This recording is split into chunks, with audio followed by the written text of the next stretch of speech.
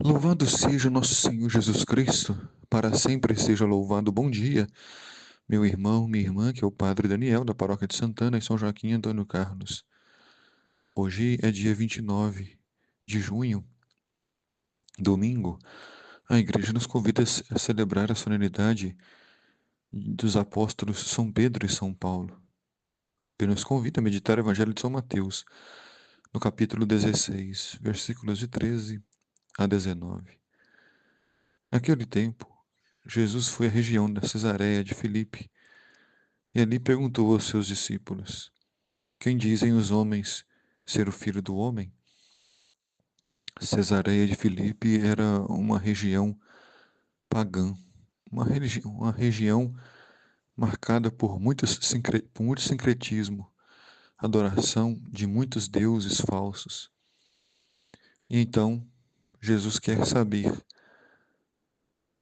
o que o povo anda dizendo. Quem dizem os homens ser o filho do homem?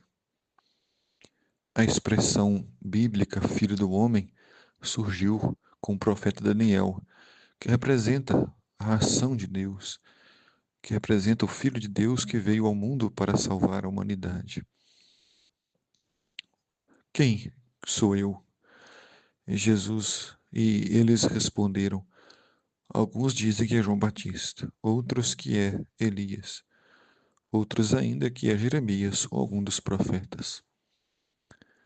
A multidão ainda não sabe quem é Jesus, mas pelo modo como Jesus fala, pelo modo como ele se comporta, pela sua autoridade, pelo seu poder, eles, a multidão, o compara com os profetas poderosos e santos de Israel.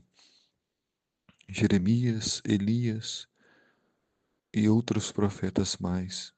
Então Jesus lhes perguntou: E vós, quem dizeis que eu sou? Esta pergunta, ela se volta para todos os que ouvem o Evangelho. E você?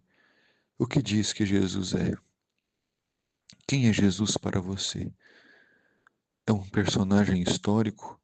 Alguém muito conhecido? É um amigo? Um mestre? Um senhor? Um salvador?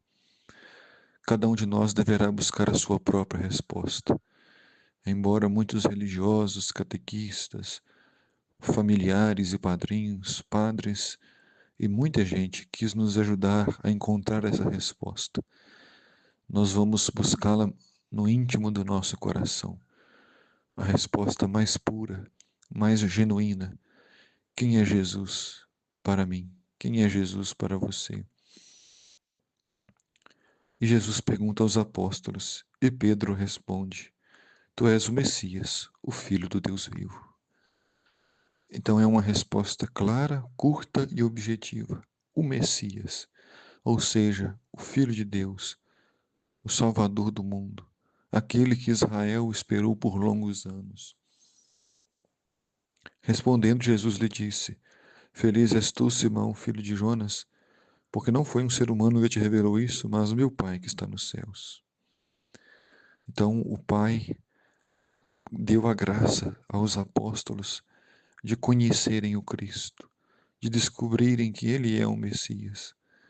Jesus ainda não havia afirmado claramente que era o Messias.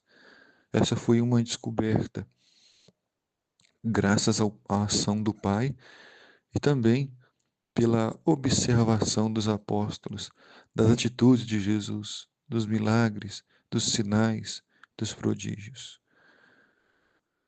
E então, Jesus disse: Eu te digo que tu és Pedro, e sob esta pedra construirei a minha igreja, e o poder do inferno nunca poderá vencê-la.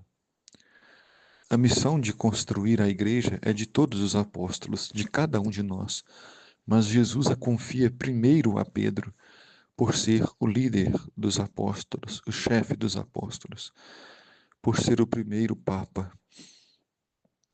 Então, o poder que Deus concedeu à igreja é imortal, é infinito, e nem mesmo o poder do inferno pode triunfar sobre a igreja. Eu te darei as chaves do reino dos céus. Tudo que tu ligares na terra será ligado nos céus. Tudo o que tu desligares na terra será desligado nos céus. O poder dos sacramentos que unem a humanidade ao Pai, que unem os fiéis, os devotos, ao Pai Celestial. Sejamos uma igreja viva, sejamos os apóstolos de Jesus nos dias de hoje. Doemos a nossa vida, o nosso tempo, nossos dons e talentos para o serviço da igreja. O Senhor esteja convosco, Ele está no meio de nós. Abençoe-vos Deus Todo-Poderoso, o Pai, o Filho e o Espírito Santo. Amém.